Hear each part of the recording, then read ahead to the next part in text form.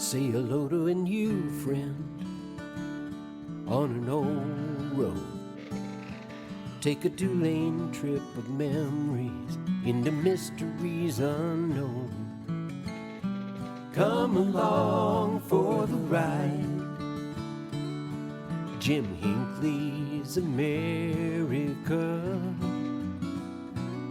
Jim Hinckley's America.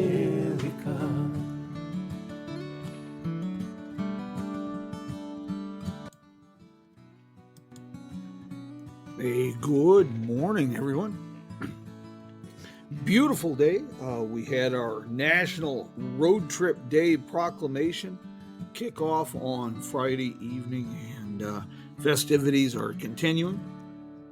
A little bit of music there from Joe and Woody and the boys of the Road Crew 66. If you happen to need a theme song for your road trip adventure, or if you just need a little bit of road trip inspiration. Last week, we talked a little bit about Los Angeles, Route 66 in Los Angeles. The big cities, they get short shift when it comes to Route 66 exploration. And I have to admit, I'm kind of guilty myself. I personally have a little bit of trouble with any place with more than 3 stoplights. But the cities are, Chicago, St. Louis, Oklahoma City, Tulsa, Albuquerque, Los Angeles metro area. They all have some just absolutely amazing, unique, and diverse array of attractions. And the best are often right along Route 66. Let me share this with you. We'll start with a little something from Jerry McClanahan. Jerry McClanahan is the author of the Edes 66 Guide, probably one of the most, excuse me, don't know where that came from. Arguably, it's one of the most popular Route 66 travel guides available. And Jerry McClanahan has this to say of St. Louis. This is a direct quote from the Edes 66 Guide from Travelers. St. Louis, gateway to the West, nest in a tangled web of roads and freeways. Over the decades, US 66 used a bewildering variety of streets through the region. Main, city, truck, bypass, and optional routes have made worse by later road building and one-way streets, and of course being truncated by construction of the interstate highway system. Well, needless to say, that has created a few problems over the years. But I still suggest you focus on attractions and the proximity of Route 66 within the city and its surrounding communities. Enjoy yourself and then head for the hills, the Ozarks to the west of the city. But first, we've got to cross the Mississippi River. For the daring urban adventure, St. Louis is a wonderland of historic sites, architectural wonders, charming restaurants. The Odyssey begins with the various Mississippi River crossings into the city. In my humble opinion, the most delightful of these is the Chain of Rocks Bridge, built in 1929. Now it's a key component in the extensive TrailNet bicycle hiking trail system. It's located just north of St. Louis. A wide array of Route 66 related remnants, including historic motel signs, whimsical benches, enhance the stroll across the Mississippi River. And there's a great view of the city skyline to the south. A walk across the river is sure to ignite your appetite, which you can satisfy quite nicely at Bevo Mill at the intersection of Gravis and Chippewa Street. Apparently, they've survived the apocalypse. They're still in business. This enterprise has an interesting history that dates to the Prohibition era. It was built by Anheuser-Busch to resemble a Dutch windmill. The company used the eatery as an outlet for non-alcohol products, and it's really a famous German restaurant. For our guests that are joining us this morning, this is an interactive program. Feel free to type in your comments or call in. And it may not surprise you to learn that a city the size of St. Louis boasts a wide variety of museums. A museum that I think is one of the best in the nation, actually, is nestled underground beneath the world famous Gateway Arch. The Museum of Westward Expansion is an extraordinary dioramas, exhibits, state of the art electronic displays, immerse you in the experience of traveling west during the era of manifest destiny. From the expeditions of Lewis and Clark to Native American life, the entire history of American Western expansion is encapsulated at this great museum.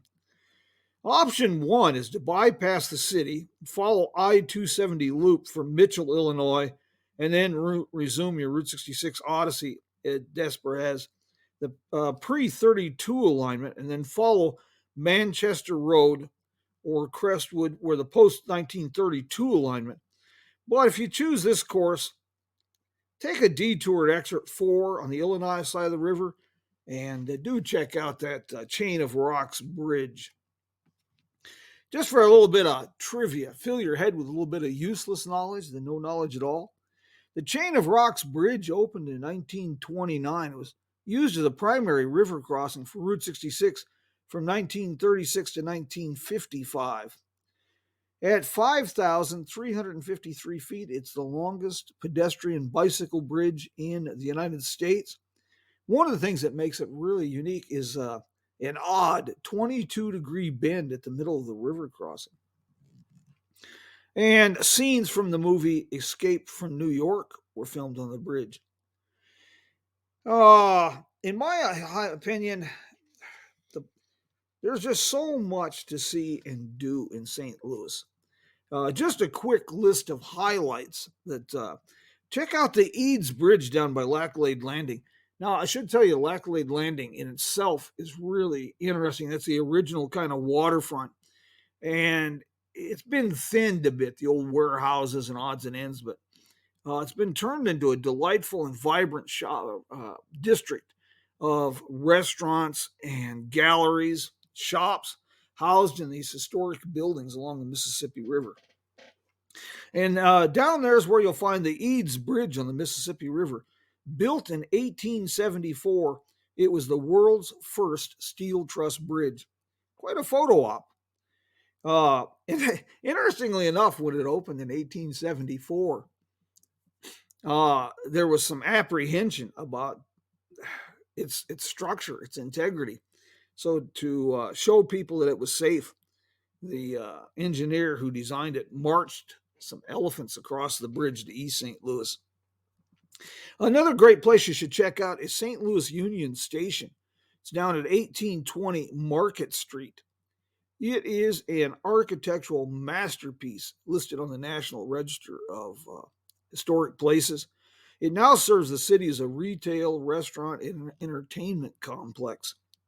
And of course, the historic Anheuser-Busch Brewery, just south of Route 66 at 1200 Lynch Street. Free tours, the world-famous Clydesdale horses, and sampling rooms. Great way to beat a little bit of the heat. How about Crown Candy Kitchen at 1401 St. Louis Avenue? Produced a wide array of chocolate products since opening its doors in 1913. And it's the site of the city's oldest continuously operated soda fountain. The Missouri Botanical Gardens, 4434 Shaw Boulevard, that shouldn't be overlooked. One of the oldest botanical gardens in the United States, believe it or not. The St. Louis Zoo, that's down in Forest Park. Talk more about that in a bit. And those are all great places. Ted Drew's Frozen Custard. Oh, boy. This is down at, down on Chippewa. Let's see, I'm trying to remember. I think 6726 Chippewa Street, one of the alignments of Route 66. It's a very unassuming little place, but Ted Drew's Frozen Custard has been a landmark for locals and Route 66 travelers alike since 1941. And Kirkwood, just to the west of St. Louis, is the home of Spencer's Grill. A wonderful little stop. Been there since October of 1947.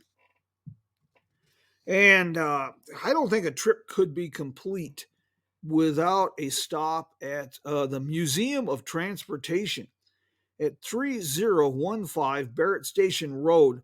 What you do is take exit 8, the Doughty Ferry Road off I-270.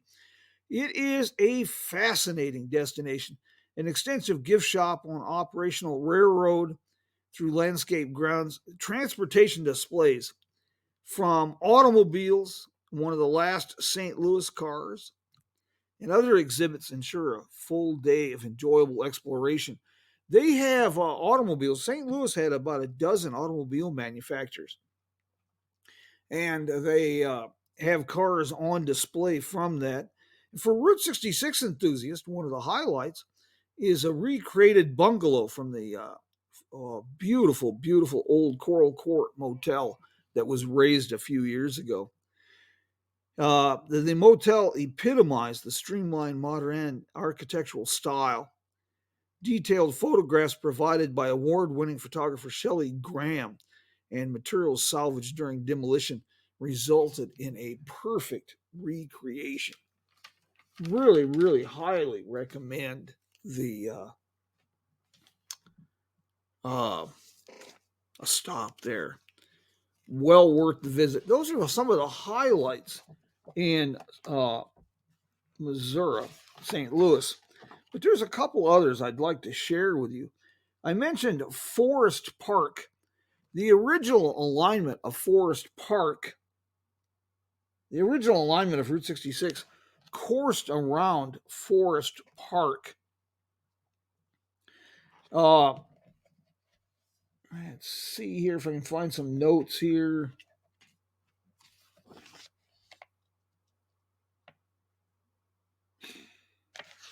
Yeah, here we go. Good morning, Keith. Before completion of the Jefferson National Expansion Memorial and the Gateway Arch, Forest Park was the city's most famous attraction. After more than a decade of debates and planning, this park in the western part of St. Louis opened on June 24th, 1876, with more than 50,000 people attending the opening ceremonies. The park continued to evolve and expand with land acquisition through the end of the century. By the early 1890s, streetcar lines enabled an estimated 3 million annual visitors to enjoy the 1,300-acre park, which included the relocated city zoo. In 1901, an announcement that Forest Park had been selected as the site for the 1904 World's Fair inspired the city to proclaim it to be the Louisiana Purchase Exhibition. Preparation for the fair and the fair itself transformed the park. In addition, the park served as the setting for the swimming, water polo, and diving events of the 1904 Summer Olympics. Numerous buildings and landscape enhancements remained from the World's Fair, among them the Apotheosis of St. Louis, a statue of King Louis IX, the St. Louis Art Museum, the birdcage, the pavilion. At the time of the park's dedication, the river originally ran through the park, but concerns about sanitary conditions, it was a major engineering project, but they rerouted the entire river through underground box culverts. And at the turn of the century, at the turn of the 21st century, $100 million renovation of the park was completed. Lots and lots of museums, very, very beautiful. And you might, for my money, I recommend the Moonrise Hotel. It's in the Delmar Loop district, just off Forest Park, and just real close to the original alignment of Route 66. Hey, here's a little bit of trivia for you. Nikola Tesla, in 1893, he conducted the first public demonstration of radio communication in St. Louis. He chose to make this demonstration in St. Louis, inspired by the fact that on July 1st, 1859, the first mail ever carried by air left on a balloon launched from City Hall Square. A little bit of trivia for you. I don't want to run this out too long. We'll be sharing more of this later.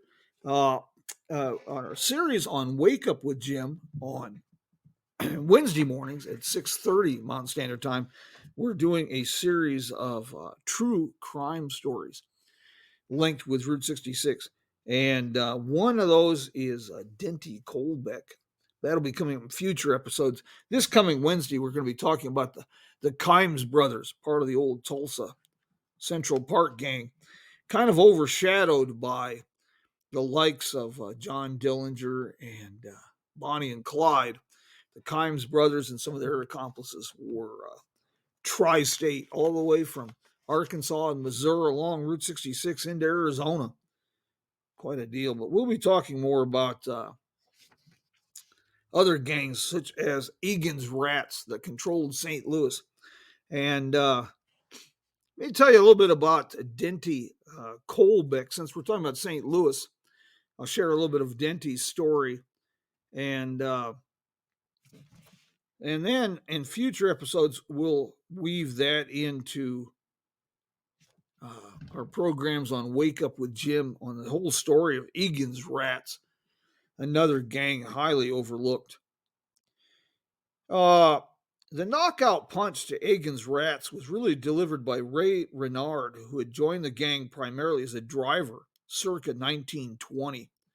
As pressure in St. Louis mounted, he fled west to California, hoping to avoid prosecution for robbery. He was captured in Los Angeles, extradited to St. Louis, and he agreed to testify against Denty Colbeck, one of the leaders of Egan's Rats. He also testified against Gus Dietmeyer, Louis Smith, Stephen Ryan, and Oliver Doherty, and he provided details about a mail robbery in Staunton, Illinois. Because of his testimony, Colbeck received a sentence of 15 years in November of 1924, and it was to be served in Leavenworth Federal Penitentiary. And then in January 1925, gangsters connected to the Egan Rats and Cuckoo gangs were brought to trial for the armored car robbery. The judge handed down a sentence of 25 years to run concurrently with previous convictions. For his cooperation, Renard received a 5-year sentence. And that was pretty much the end of Egan's Rats, but the story didn't end there. Surviving members scattered to other cities to ply their trade. Fred Burke, for example, he was one of Egan's Rats known for his just viciousness. He left St. Louis and found employment in Chicago, various murder for hire endeavors. Most notably, he was later accused of being one of the gunmen involved in the infamous St. Valentine's Day massacre. Even after his incarceration, Denty Colbeck remained a media sensation. In 1926, there were close to 20 Egan gangsters in Leavenworth. Colbeck's lawyers were busy appealing the convictions and made headlines when they found new evidence in favor of their clients. Hoping to build on the new developments, Colbeck attempted to coerce his henchmen into writing confessions that absolved him of the crimes. And this ignited a deadly power struggle behind the prison walls. It became so intense, several of the combatants, including Colbeck, was later transferred to the Atlanta Federal Penitentiary. Colbeck and his other gangster pals, they would make headlines whenever they came up for parole. In 1940, one by one, those convicted of the armored car robbery, including Denty Colbeck, were slowly released from prison. By 1944, they were all back on the street enjoying their freedom and seeking employment, licit as well as illicit. Colbeck resumed his front career as a plumber, and he opened a shop. But it was just the front for nefarious enterprises that included election fraud, voter intimidation, and petty racketeering. People talk about Chicago, for their political corruption. They had nothing on St. Louis in the first part of the 20th century. During his years of incarceration, The power base of the criminal underworld had shifted from St. Louis political organizations to gambling syndicates in East St. Louis, many of which were controlled by former members of Eids Rats. But Denty Colbeck was not deterred. He began taking steps in a concerted effort to reassert control in St. Louis and East St. Louis. Colbeck's attempts to regain control of the criminal network was cut short on February 17th, 1943. He was returning home along Route 66 at about 10:30 p.m. when, just after crossing the McKinley Bridge from East St. Louis, the original Mississippi River crossing for Route 66, an unknown assailant opened fire with a submachine gun, and he was shot 6 times and died instantly. The investigation centered on former Eids Rats gang members, some of whom were now associated with Chicago syndicates that were building networks in St. Louis. And it was never solved. Unsolved murder. The Del Mar Loop District, I mentioned previously, the Moonrise Hotel, that is my recommendation for lodging in St. Louis. Rates are fair, and it's a pretty good district with lots to see. There's a few good museums. Missouri Museum in Forest Park. On my last visit, they had a pretty extensive display on Eids Rats, this rather notorious gang. Well, I want to thank everybody for joining us this morning. Do we have any questions about St. Louis that I can answer for you? If not, I would like to give a shout out to one of our sponsors for today's program, Uranus Fudge Factory and General Store near St. Robert, Missouri on Highway Z, which is the modern designation for Route 66. I just can't say enough about what Louis Keene has done with this roadside attraction. Juvenile humor runs supreme, as you can imagine, for any place named Uranus Fudge Factory. But it is a fun-filled family destination. He's got miniature golf and escape rooms and just all kinds of quirky, fun, and interesting attractions. It's something to check out when you're in central Missouri. It's right off I-44, and it is on Route 66. You can't miss it. Look for the giant neon billboard and signage of a Tyrannosaurus Rex eating a UFO.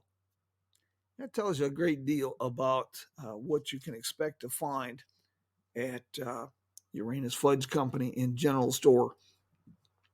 The secret to getting the most from a visit on Route 66 in the big cities is a little bit of planning. Obviously, there are issues, crime, traffic, but you can mitigate a lot of that with some planning. Traffic, not so much. You just have to suck it up. A lot of the cities have great public transportation services. You might avail yourself of that and eliminate some of the frustration. But otherwise, and I'm the first to admit it, I have trouble in any town with more than 3 stoplights. But I can still find ways to enjoy myself in places like St. Louis. It's just, you get distracted. You get down, in that Laclade Landing District along the Mississippi River. It's ideally suited for walking, and it's got vibrant, infectious sense of excitement. A lot of fun. As I said, Wednesday morning, join us at 6:30 Mountain Standard Time for Wake Up with Jim. We will be talking about the exploits of the criminal Kymes Brothers, Depression-era gangsters. And next week, we will continue on Coffee with Jim with our urban explorations. We're going to go to Oklahoma and talk about a couple little places there you may have heard of, Tulsa and Oklahoma City. Oh, I think you're going to like that. We will. You're going to be surprised. Tulsa has become a leader in bringing back to life the Route 66 corridor. And yeah, there's, of course, a lot of other great attractions there, too. It's a program you won't want to miss. Invite your friends. Let's make it a coffee party. And now, before I button this up, do we have any questions? Anything I can answer for you? Do you have any Route 66 questions? If not, I guess what we're going to have to do is bid you adios. Thank you for joining us this morning. And, well, grab life by the horns. Say hello to a new Enjoy a road trip adventure, my friends. on an old road. Take a 2-lane trip of memories into mysteries unknown. Come along for the ride. Jim Hinckley's America. And Jim Hinckley's America.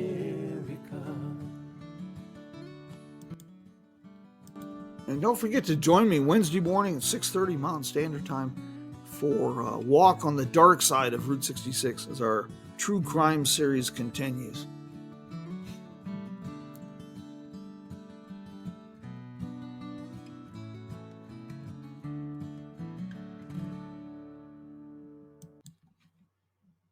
Vaya que Dios, mi amigos.